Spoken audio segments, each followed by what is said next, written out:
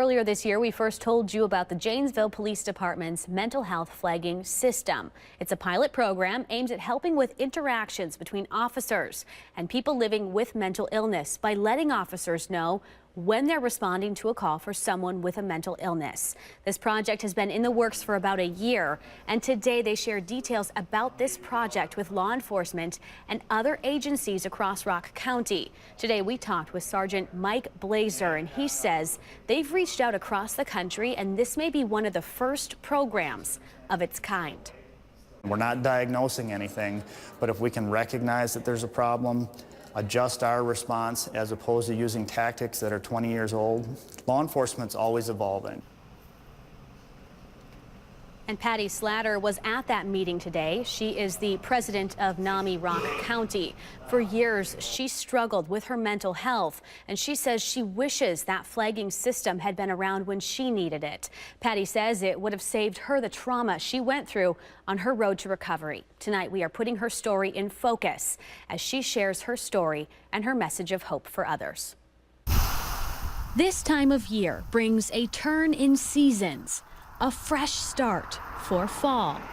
But for Patty Slatter, 4 years ago, she couldn't see past the season she was in. On North Harmony Town Hall Road in Janesville, a name for a path far from the direction she was headed on April 9th, 2013. This tree was my last suicide attempt. The voices in my head from my mental health challenges were so bad that I mapped out the best tree that would work to crash my car into. She survived with a few broken ribs and a neck sprain and was medically cleared. But Patty's struggle with her mental health started years before. You know, sometimes mental illness is not shown, you mask it. I was struggling with depression. I was sad all the time. I just wasn't happy. I was working full time, but something just wasn't right. And I was a victim of a rape happening to me, and that just triggered the emotions even more, and I didn't know how to handle that. 50 hospitalizations, 12 suicide attempts, and I'm still here today. Still here today, I share my and story. for a reason. I had to take responsibility that meds weren't going to all fix me, people weren't going to fix me, the hospitals weren't going to fix me, and a combination of all of that.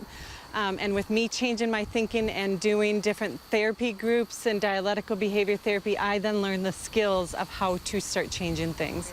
It's that important to share a lived experience story to say there is recovery, there is help. I was told I would never get better.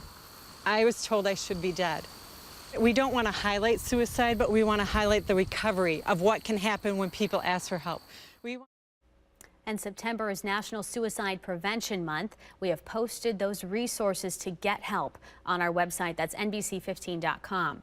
And NAMI Rock County's Paint the Town Yellow for mental health and suicide awareness 5K run and walk is this Saturday. If you would like to participate, we also have that information to the event on our website. And if you have a story idea you think needs to be put in focus, we want to know about it. Send us a message on our Madison CW Facebook page.